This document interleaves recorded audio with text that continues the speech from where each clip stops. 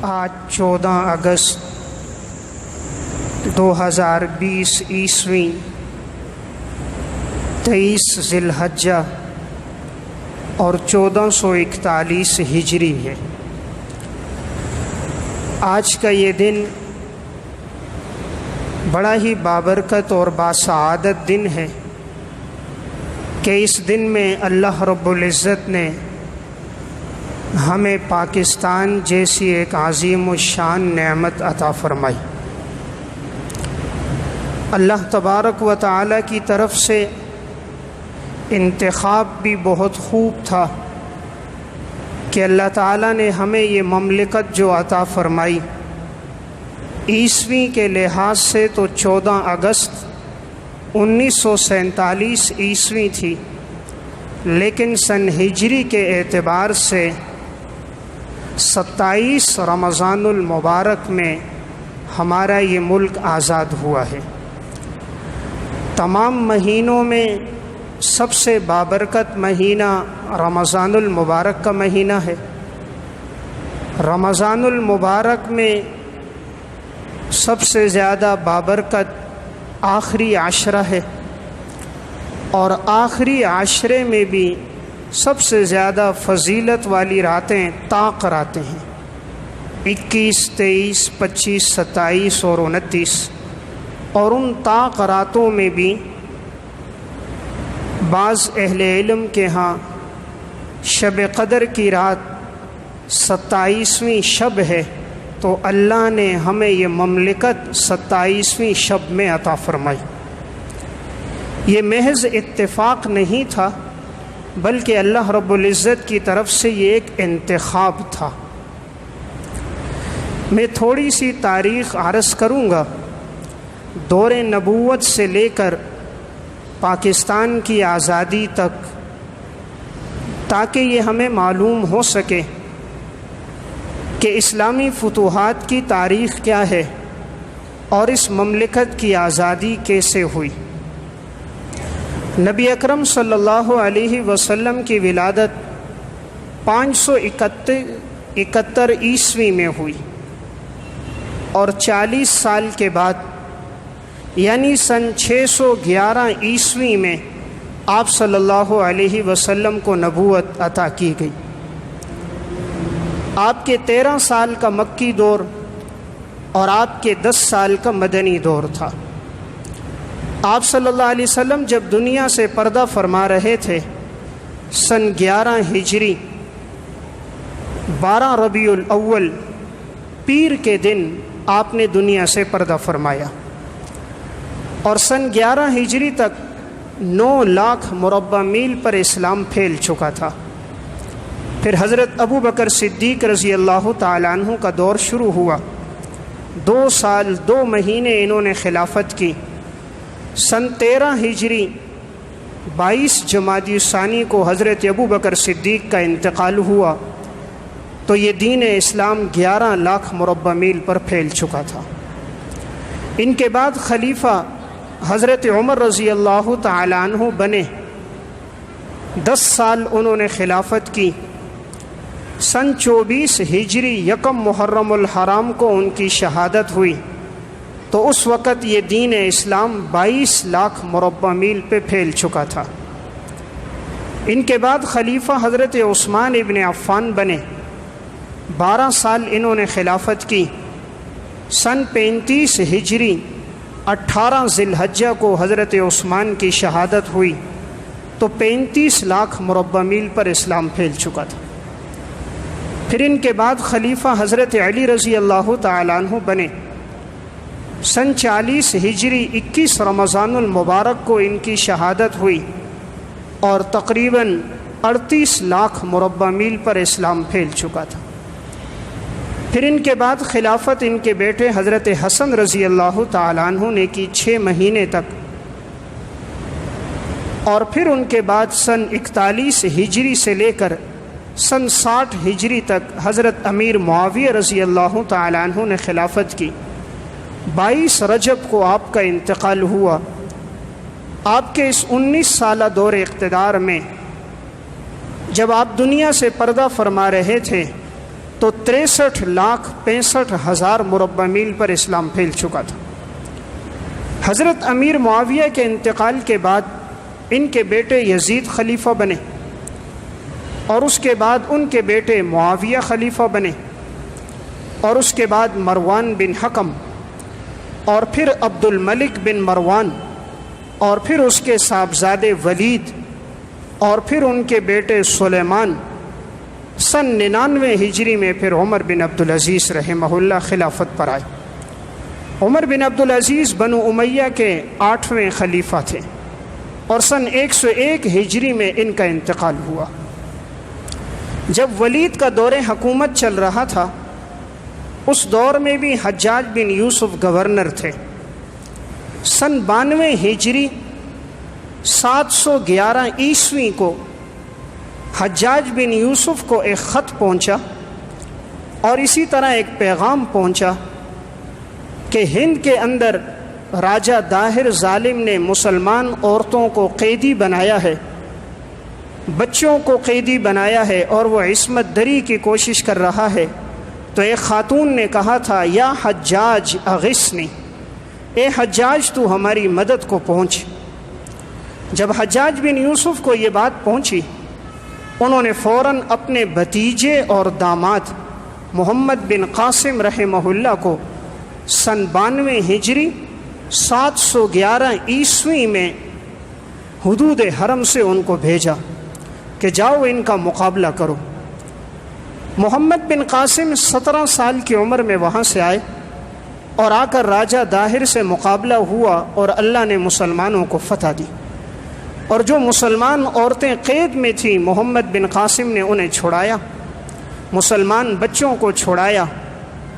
وہاں ایک جھنڈا انہوں نے نہایت بلندی پر لگایا تھا۔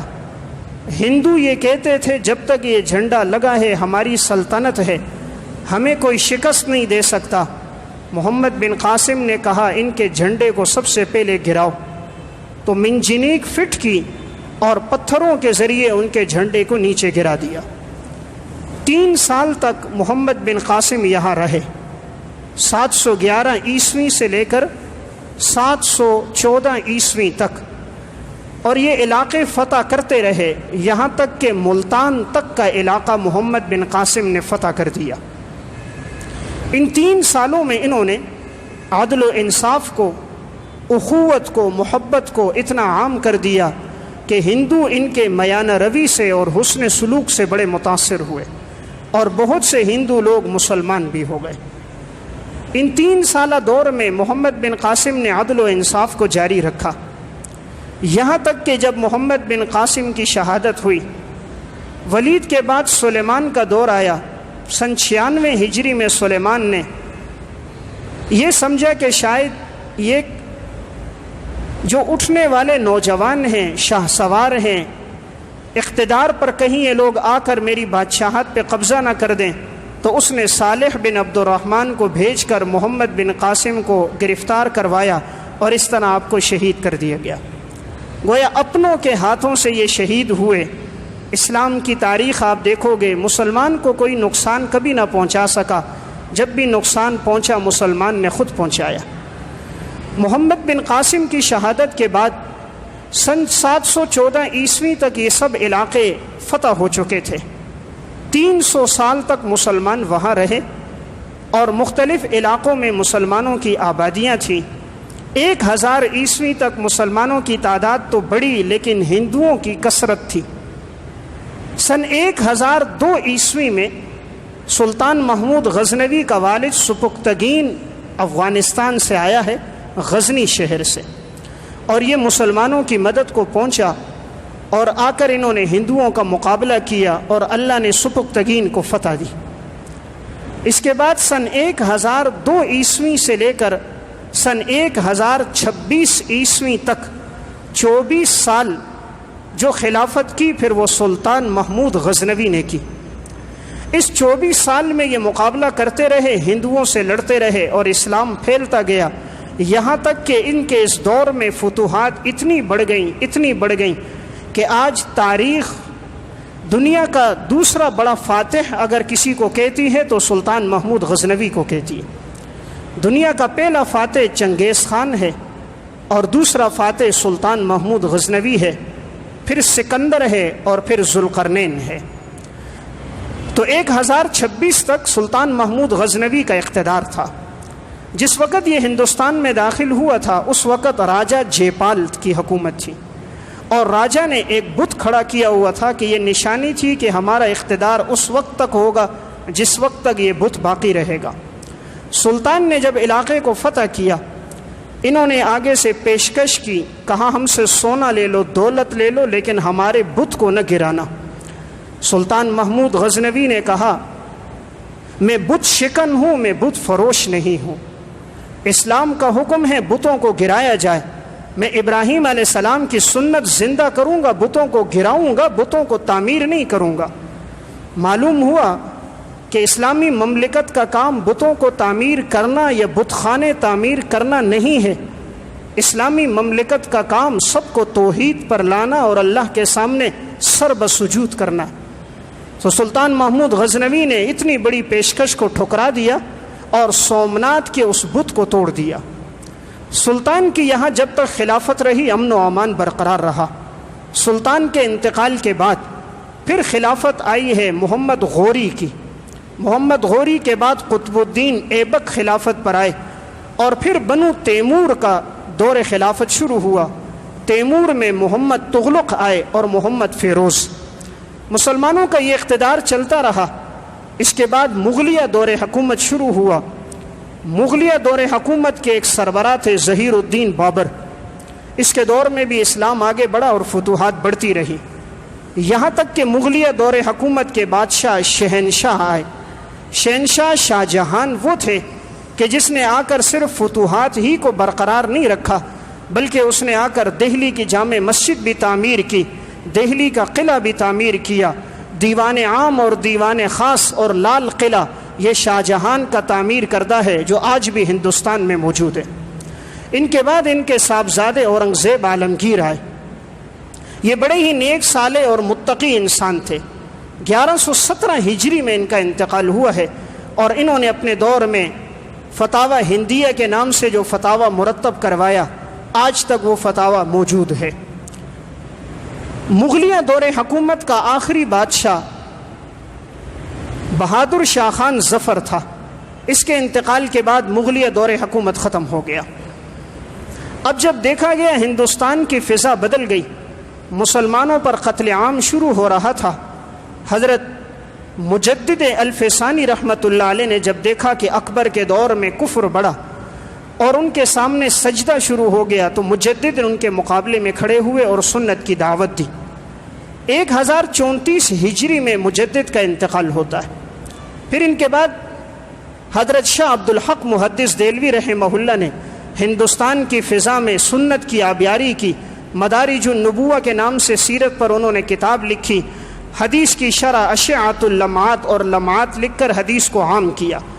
پھر حضرت شاہ ولی اللہ رحمہ اللہ کا دور آیا، اور انہوں نے افغانستان کے بادشاہ احمد شاہ ابدالی کو خط لکھ کر مدد کے لیے پکارا، اور وہ آئے اور مرہٹوں سے مقابلہ ہوا اور فتوحات کا سلسلہ شروع ہوا، یہاں تک کہ انگریز جب داخل ہوا ہے سن 1600 عیسوی میں انگریز ہندوستان میں داخل ہوا۔ ایسٹ انڈیا کمپنی کے نام سے یہ آیا تھا، اور اس نے آ کر کہا تھا میں یہاں تجارت کروں گا، باقی میرا کوئی کام نہیں۔ 1600 عیسوی میں اس نے اپنی اس کمپنی کی بنیاد رکھی، اور اس نے ساری ساحلی پٹی پر قبضہ کر دیا۔ انگریز کی ہر دور میں اور یہود کی ہر دور میں کوشش رہی ہے کہ معیشت ان کے قبضے میں ہو۔ اس طرح انہوں نے ساحلی پٹی کو لیا اور معیشت اپنے ہاتھ میں لی۔ تھوڑا عرصہ گزرا تھا کہ ہندوستان پر انگریز قابض ہو گیا۔ جب اس کا قبضہ بڑھتا گیا تو اس نے ہندوؤں کو اپنے ساتھ ملایا۔ اسے خطرہ تھا مسلمانوں سے، تو اس نے مسلمانوں پر آئے دن زیادتیاں اور قتل عام شروع کیا۔ تو اللہ رب العزت نے پھر یہاں ایک شخص کو کھڑا کیا جسے تاریخ نواب سراج الدولہ کہتی ہے۔ سن 1757 عیسوی میں نواب سراج الدولہ انگریز کے مقابلے میں آئے۔ یہ ایسے بہادر تھے، جرنیل تھے کہ لڑتے ہی جاتے تھے۔ انگریز نے دیکھا کہ اس سے مقابلہ مشکل ہے، تو اس نے میر جعفر کو بہت بڑی رقم اور زمین دی، اور اسے ابھارا، تم کسی طرح اسے شہید کر دو، مروا دو، ہم تمہیں اتنی رقم دیں گے۔ چنانچہ نواب سراج الدولہ اپنے ہی ساتھی کے ہاتھوں، نام لیوا مسلمان کے ہاتھوں نواب سراج الدولہ کی شہادت ہو گئی۔ اس کے بعد سلطان ٹیپو کے والد تھے حیدر علی۔ حیدر علی نے اقتدار اپنے ہاتھ میں لیا اور انہوں نے تینوں کو اپنے ساتھ ملایا، مرہٹوں کو بھی، نظام کو بھی، انگریز کا مقابلہ کیا۔ انگریز نے دیکھا کہ حیدر علی بہت بہادر ہے، اس سے لڑنا مشکل ہے، تو اس نے بغاوتوں میں انہیں بھی کچل دیا۔ اس کے بعد تاریخ کا ایک بہادر جرنیل جسے تاریخ ٹیپو سلطان کہتی ہے وہ آئے۔ یہ حیدر علی کا بیٹا تھا۔ اس کے بعد ان کی خلافت رہی۔ میسور کی جنگوں میں تیسری اور چوتھی جنگ میں سلطان ٹیپو شریک رہا ہے۔ سن 1799 عیسوی میں ٹیپو سلطان کی شہادت ہوئی، لیکن وہ بھی شہادت میر صادق غدار نے پیسہ اور دولت لے کر انہیں شہید کروا دیا۔ ان کا وہ مشہور قول تھا، شیر کی ایک دن کی زندگی گیدڑ کی 100 سالہ زندگی سے بہتر ہے۔ یہاں بھی آپ دیکھیں انہیں شہید کروانے والے کون تھے؟ نام لیوا مسلمان تھے۔ تو میں نے عرض کیا جب بھی کہیں نقصان پہنچا ہے مسلمان نے مسلمان کو نقصان پہنچایا۔ محمد بن قاسم کی شہادت ہو یا نواب سراج الدولہ کی ہو یا ٹیپو سلطان کی ہو یا سید احمد شہید اور شاہ اسماعیل شہید کی بالاکوٹ میں ہو، ہر جگہ آپ کو غداری کرنے والا مسلمان ملے گا۔ ورنہ اللہ نے ایمان اور اسلام میں ایسی طاقت رکھی ہے کہ کوئی مسلمان کا مقابلہ نہیں کر سکتا۔ مسلمان اگر مسلمان سے غداری نہ کرے، یہ پیسوں پر اپنے ایمان کو فروخت نہ کرے، تو ایمان میں وہ طاقت ہے کہ ایک آدمی 1000 کا مقابلہ کرتا ہے۔ تاریخ نے ہمیں وہ واقعات بتائے۔ خالد ابن ولید لشکر لے کر نکلتے ہیں، 30 آدمی 30,000 کا مقابلہ کرتے ہیں۔ تاریخ بتاتی ہے اللہ نے مسلمانوں کو فتح دی۔ ایمان میں بڑی اللہ نے طاقت رکھی ہے۔ تو میں عرض کر رہا تھا 1799 میں ٹیپو سلطان کی شہادت ہو گئی۔ اب انگریز اقتدار پر قابض ہو گیا۔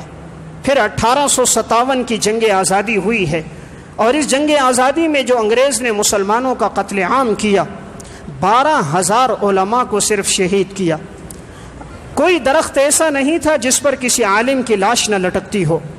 جس وقت شاہ عبدالعزیز محدث دہلوی نے فتویٰ دیا تھا کہ انگریز کے خلاف جہاد اب فرض ہو چکا ہے، انہوں نے اسلام کے شعائر کو مٹایا ہے، اسلام کے خلاف یہ لوگ بغاوت کر رہے ہیں، پھر مسلمان اٹھے تھے اور علماء نے فتویٰ دیا تھا۔ تو جیسے ہی علماء سامنے آئے تو انگریز نے کچلنے کے لیے ہر درخت پر ایک عالم کی لاش لٹکوائی۔ 12,000 علماء کی شہادت کے بعد انہوں نے دیکھا ان سے جذبہ جہاد اب بھی ختم نہیں ہوا۔ ایک انگریز مورخ مسٹر ٹامسن گزرا ہے، وہ اپنی تاریخ میں لکھتا ہے کہ میں نے خود جا کر دیکھا کہ انگریزوں نے انگارے نیچے بچھائے، 40 علماء کو لایا گیا اور ان انگاروں پہ لٹایا اور کہا صرف تم یہ کہہ دو انگریز کے خلاف جہاد فرض نہیں ہے، انگریز کے خلاف لڑنا فرض نہیں ہے، لڑنا حرام ہے، ابھی ہم تمہیں چھوڑ دیں گے۔ مسٹر ٹامسن لکھتا ہے 40 کے 40 علماء شہید ہو گئے، لیکن کسی نے اپنی فتوے اور رائے سے رجوع نہیں کیا۔ یہ انگریز مورخ لکھتا ہے کہ میں نے یہ بھی دیکھا کہ ایک انگریز آیا اور اس نے آ کر اپنی گھر والی سے کہا کیا میں تمہیں آج ایک منظر نہ دکھاؤں، اور ایک 82 سال کے بوڑھے عالم کو لایا گیا اور اپنی توپ کے سامنے اس نے کھڑا کر دیا اور بٹن دبایا اور اس عالم کے جسم کے ذرات ہواؤں میں بکھر گئے۔ یہ دین ویسے نہیں پہنچا تھا، اس کے پیچھے قربانیاں تھیں۔ 40 علماء کی اس طرح شہادتیں ہوئی۔ پھر 1857 کی جنگ آزادی جب یہ آگے بڑھی تو مسلمانوں میں ایک جذبہ جہاد ہوا۔ وہ سمجھ گئے کہ اس وقت اسلام اور مسلمان کا بڑا دشمن انگریز ہے اور اس کے بعد یہ ہندو ہیں۔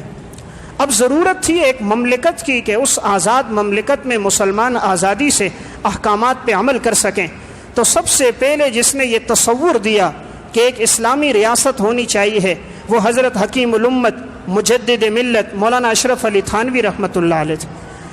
مولانا عبد الماجد دریابادی نے معاصر حکیم الامت میں نقل کیا کہ حضرت نے فرمایا ایک ریاست ہو جس میں انسان آسانی کے ساتھ احکامات پہ عمل کر سکیں۔ پھر اسی بات کو بیان کیا علامہ محمد اقبال رحمہ اللہ نے 1930 عیسوی میں الہ آباد کے خطبے میں۔ الہ آباد میں علامہ اقبال نے ایک تقریر کی اور اس دوران انہوں نے کہا کہ ایک اسلامی ریاست ہونی چاہیے جہاں مسلمان الگ ہوں، مسلمان اور ہندو ایک جگہ نہیں رہ سکتے، ان کی تہذیب الگ ہے، ان کا مذہب الگ ہے، ان کا عقیدہ الگ ہے، ان کے رہن سہن الگ ہے۔ تو یہ تصور شاعر مشرق علامہ اقبال نے بھی پیش کیا۔ سن 1940 عیسوی میں قائد اعظم محمد علی جناح نے منٹو پارک لاہور میں قرارداد منظور کروائی، اور اس قرارداد کے اندر بھی یہ بات تھی کہ دو نظریے ہیں، یہود کا ایک الگ نظریہ، ہندوؤں کا، مسلمانوں کا ایک الگ نظریہ ہے۔ یہ دو قومی نظریے کی بنیاد بتائی کہ یہ لوگ ایک ساتھ نہیں رہ سکتے، مسلمانوں کا طرز زندگی الگ ہے، ہندوؤں کا الگ ہے، آئے دن ان میں لڑائی جھگڑا ہوگا، ان کے لیے ایک الگ ریاست چاہیے ہے۔ جب یہ قرارداد منظور ہو گئی تو 14 اگست 1947 عیسوی کو پھر اللہ رب العزت نے ہمیں یہ مملکت عطا فرمائی۔